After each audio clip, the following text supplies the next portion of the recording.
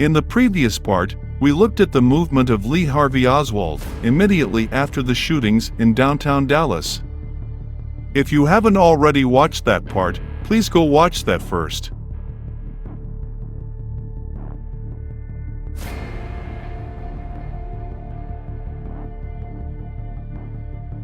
Now let's look at the patrolman J.D. Tippit.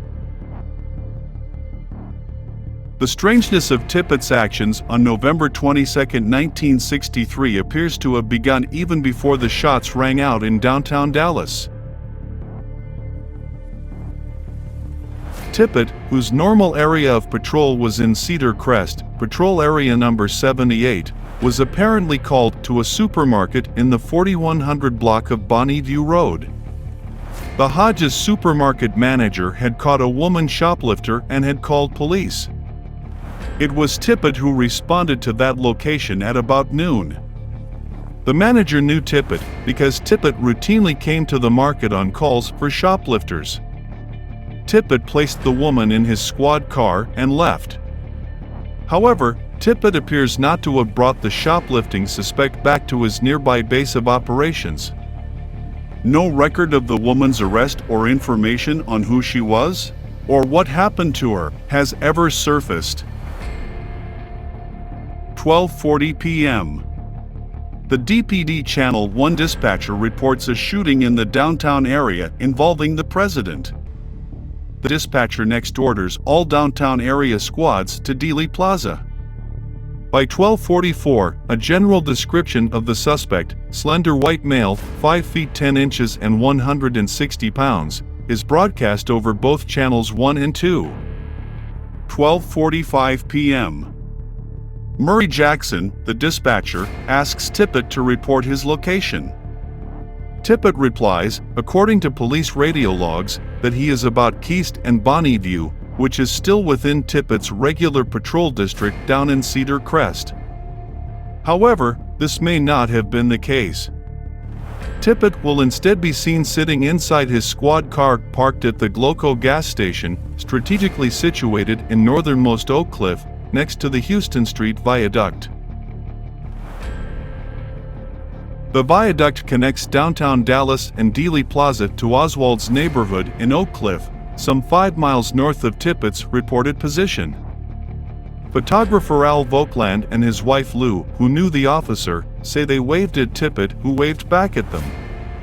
The story was reportedly verified by 3 of the Gloco station attendants, Tom Mullins, Emmett Hollingshead, and J.B. Shorty Lewis. They all knew Tippit personally and saw him sitting in his patrol car at the gas station at this time, while watching traffic coming across from downtown Dallas. Some said that Tippit arrived at the Gloco as early as just a few minutes after the assassination. Was Tippit watching for Oswald to come across the viaduct on a Dallas bus? Did he see Oswald instead in the front of William Whaley's cab? What was Tippit doing? 12:46 p.m. At this time, dispatcher Murray Jackson ordered officers J.D. Tippit and R.C. Nelson into the central Oak Cliff area, which was odd since an assigned officer, William Menzel, was already patrolling central Oak Cliff. Tippit, according to witnesses, is of course already there in the northernmost part of Oak Cliff at the gas station. Officer Nelson instead proceeded on to Dealey Plaza, possibly following the preceding 12:42 order for all downtown area squads to report to Dealey Plaza. Meanwhile, Oswald will soon be crossing the Houston Street Viaduct in William Whaley's cab, heading for Oak Cliff. The witnesses say that after some 10 minutes of sitting at the gas station, watching traffic crossing from the downtown area, Tippit suddenly pulled out and took off south on Lancaster Avenue at a high rate of speed.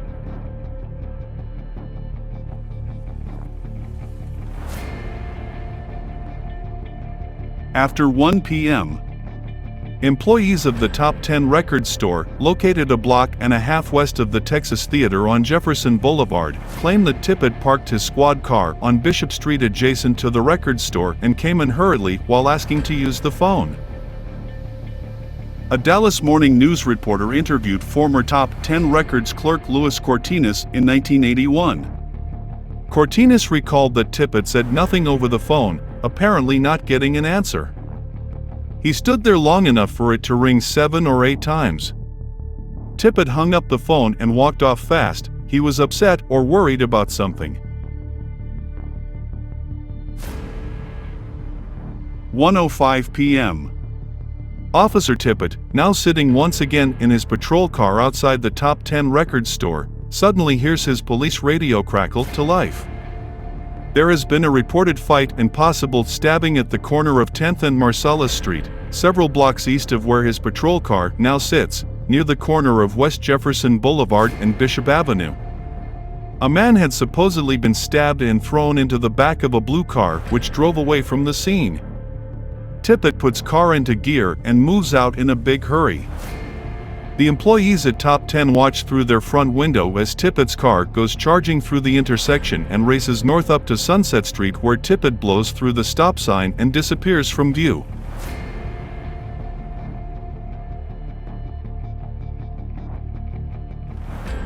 "1:06 p.m. Tippit quickly reaches 10th Street and is about to turn right, heading east towards the disturbance at the corner of 10th and Marcellus. But he instead observes a late-model Chevrolet headed west on 10th. Within a block, the officer speeds up, passes the Chevy, turns the wheel, and forces the surprised driver to come to a stop at the curb. Mr. James Andrews, the motorist, who had been returning to work from his lunch hour, would later give the description of this bizarre event. The officer jumped out of the patrol car, motioned for Andrews to remain stopped, ran back to Andrews' car, and looked in the space between the front seat and the back seat. Without saying a word, the policeman went back to the patrol car and drove off quickly.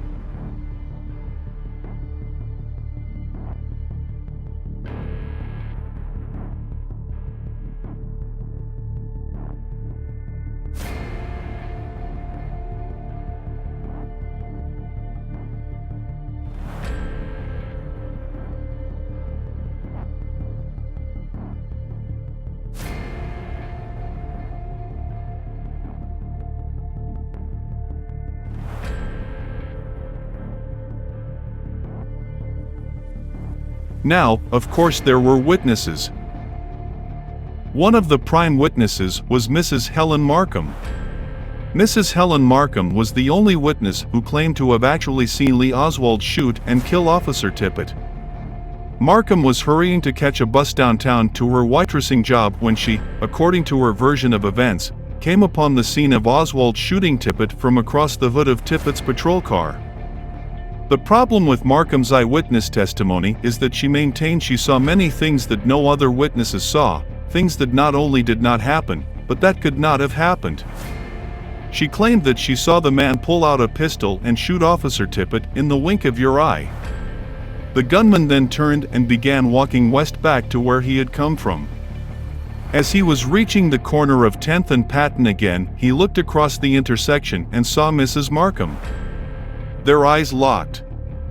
Mrs. Markham screamed and put her hands over her face. She did so for several seconds. When she began to pull her fingers down to peek, she watched the man escaping the scene by walking across a lot and then disappearing down the alleyway that runs between 10th Street and Jefferson Boulevard. She further claimed that when she reached Tippit, he was still alive and tried speaking to Mrs. Markham, but she could understand little, if anything, he said. She stayed with the policeman, alone in the middle of 10th Street, for almost 20 minutes.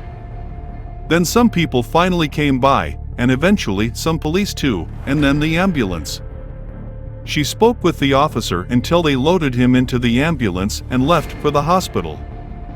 Well, this can't possibly be true given the nature of the gunshot wound on Tippit's head, and according to other witnesses' statements, Tippit was dead when he hit the ground. The crowd started forming immediately thereafter, and the ambulance came from just 3 blocks away and retrieved Tippit's body in probably 5 minutes or less. Her description of the shooter is also quite interesting. She would describe the gunman as being a little bit chunky and with somewhat bushy hair. Lee Oswald had thinning hair, and at 5 feet 9 inches and 130 pounds could hardly have been described as being even a little chunky. At the downtown police lineup, Mrs. Markham became hysterical and kept fainting. She was able to pick Oswald out at the lineup because she said that, when she looked at the number 2 man in the lineup, his appearance gave her chills. "When I saw this man, I wasn't sure, but I had cold chills run all over me," was Mrs. Markham's description to the Warren Commission of her so-called identification of the suspect. In her testimony before the Warren Commission, Mrs. Markham explained that she did not know any of the men in the lineup and did not recognize any of them either. But Assistant Counsel Joseph Ball refused to settle for this. "Was there a number 2 man in there?" Ball asked Markham, a rather leading question one would say. Finally, Mrs. Markham was forced to concede that the number 2 man is the one I picked. But remember, not because she recognized the man, but because he gave her chills. Markham's testimony was considered worthless by several of the lawyers who worked for the Warren Commission. The commission deemed Markham to be a reliable witness, despite all evidence to the contrary. "She is an utter screwball," stated Joseph Ball, senior counsel to the Warren Commission. He characterized her testimony as being full of mistakes and that it was utterly unreliable. Contradictory and worthless was the description given by Assistant Warren Counsel Wesley Leibeler regarding Mrs. Markham's testimony.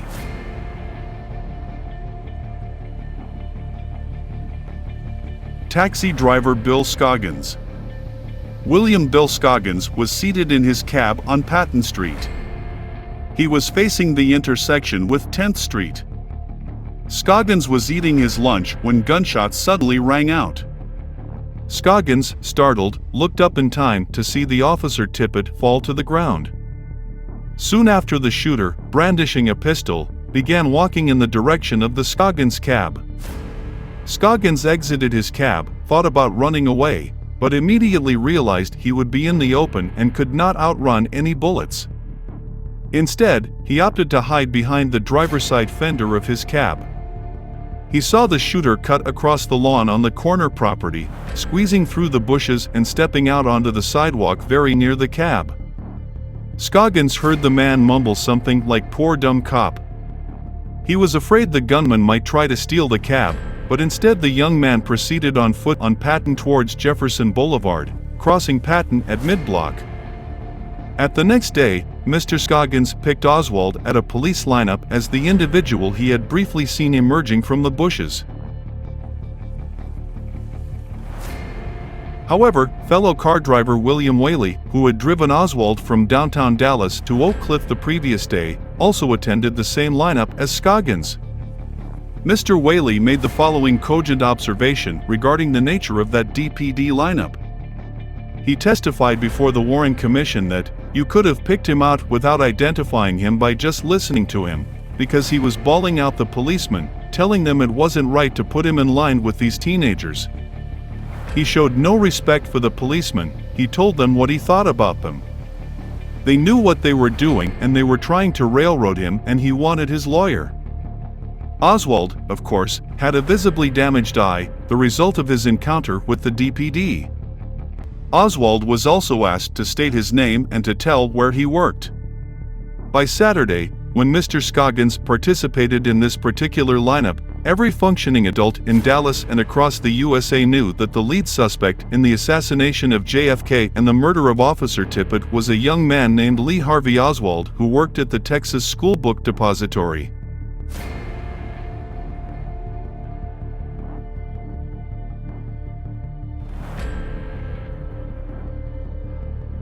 Mr. Scoggins, as it turns out, was actually not able to pick out Oswald during a separate photo lineup. In front of the Warren Commission, Scoggins said that he was shown photos of different men by either an FBI or Secret Service agent.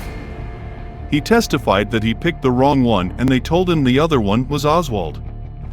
It seems quite clear that Scoggins got only the briefest of glimpses of the gunman, while hiding in fear for his life on the opposite side of his cab.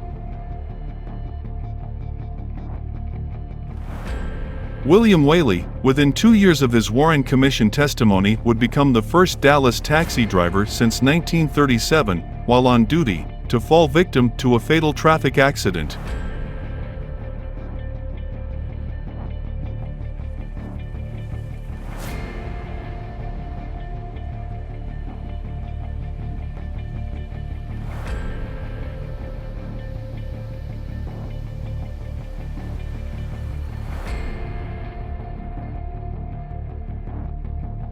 Witness Domingo Benavides, the closest passerby to the shooting of Officer Tippit. He was driving west in his pickup truck on 10th Street when he saw a man shoot Officer Tippit. He pulled up his pickup truck just across the street and was just 15 to 16 meters away from the scene, but was unable to make a positive ID of the suspect, because Benavides had instinctively ducked down behind the dashboard of his pickup truck when he heard the shots. Benavides mostly saw the gunman as he was walking away, towards the corner of 10th and Patton, while tossing shell casings into bushes along the way. Benavides did report that the gunman had hair that squared off in the back along the neckline of his Eisenhower jacket. Lee Oswald's hair did taper in the back, not squared off as can be seen in photographs and videos.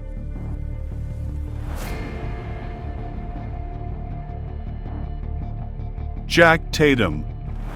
Benavides also noticed a red Ford Galaxy about 6 car lengths ahead of his pickup, going west on the 10th Street, that pulled over when the shots occurred. The red Galaxy and its driver supposedly stopped and stayed at the scene for some time, and then left as a crowd quickly gathered. No one ever got the name of this potential important witness. In September 1976, the U.S. House of Representatives voted 280 to 65 to establish the House Select Committee on Assassinations, in order to investigate the assassinations of John F. Kennedy and Martin Luther King Jr. A reopening of the JFK assassination necessarily meant that HSCA would also be taking a second look at the Tippit murder. It was against this backdrop that a Dallas native, Jack Ray Tatum, stepped forward with the claim that he had been the driver behind the wheel of the mysterious red Ford Galaxy seen stopped near the intersection of 10th and Patton on November 22, 1963.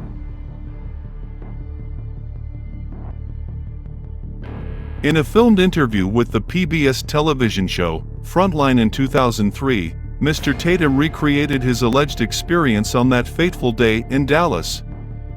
Tatum explained that while driving west on 10th, he noticed an individual walking in his direction.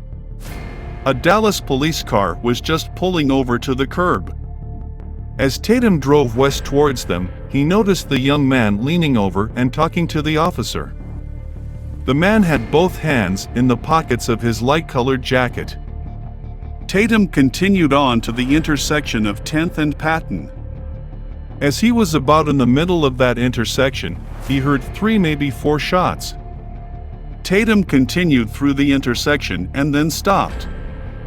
He looked in his rearview mirror and saw the policeman laying in the street. The gunman, still on the passenger side of the squad car, walked to the rear of Tippit's car, hesitated a bit, came around the back of the car, then walked up along the driver's side of the car, and shot Tippit one final time at close range. Tatum said he put his car in gear, drove forward down 10th Street to avoid danger, and kept his eye on the gunman in the rearview mirror. He said he could see the gunman very clearly and that the corners of his mouth curled up, like in a smile, which was distinctive and made this individual stand out. He said he was within 10 to 15 feet of that individual, and it was indeed Lee Harvey Oswald. Tatum's claim that the gunman circled the squad car and then shot Tippit, basically point-blank execution style, is worth noting. Witness after witness described Tippit as being killed by a fusillade of shots. They all heard basically the same thing. Bill Scoggins, Doris Holan, Helen Markham, Domingo Benavides, Ted Calloway all described that the fires were fast, were close together and were in rapid succession. Yet Mr. Tatum insisted that the gunman fired 3 to 4 shots from the front passenger side, stopped, walked to the back of the patrol car, hesitated, then walked behind the squad car, and walked up the driver's side until he stood over Tippit and fired one last bullet up close and personal. Except, no one heard that. No one heard anything even remotely resembling that. Nobody heard shots, followed by a several-second delay, and then followed by one final shot. The problem is that the forensic evidence showed that one of the shots was likely fired from a steep downward angle, from above the officer, unlike the other 3 shots. The final shot was more accurate, more deadly, and apparently done from a much closer distance. But the man in the light tan Eisenhower jacket didn't have time to do what Mr. Tatum said he did. Nobody else heard or saw that. Now there were other witnesses as well. But they were conveniently ignored. Why? Because they made totally different observations. A good example of witness neglect was reported by 10th Street neighbor Frank Wright. Wright later told Tippit researchers that he was the first person out and he saw a man standing in front of the car. He was looking towards the man on the ground. The man who was standing in front of him was about medium height, had on a long coat, which ended just above his hands. Wright didn't see any gun. The man then ran around on the passenger side of the police car. He ran as fast as he could go, and he got into his car and drove away as fast as he could. After that, a whole lot of police came up. Frank Wright said that he tried to tell 2 or 3 officers what he saw, but they didn't pay any attention. He said that he has seen what came out on television and in the newspaper, but he knows that's not what happened.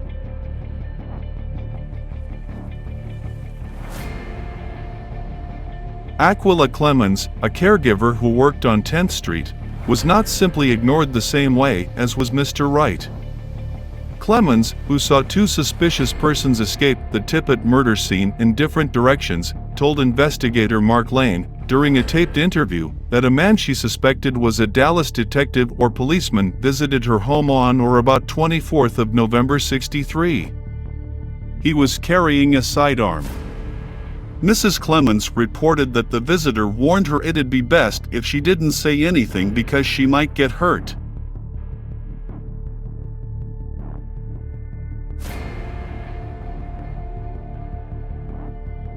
Warren Reynolds, a used car salesman who saw the gunman escaping west on Jefferson Boulevard, was indeed hurt, and very badly.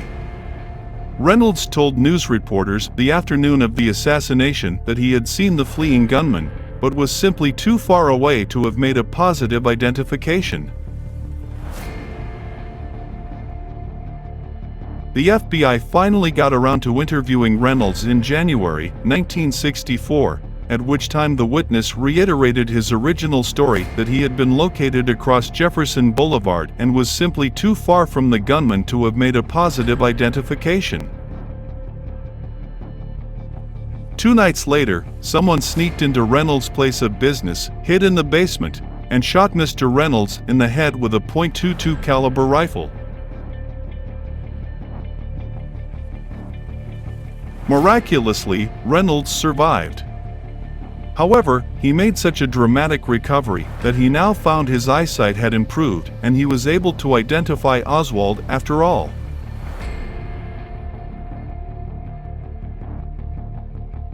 In the light of all this, one could say that if Oswald received a fair trial, there was a chance that he could have been exonerated of these charges. But unfortunately, he did not receive even the benefit of an unfair trial.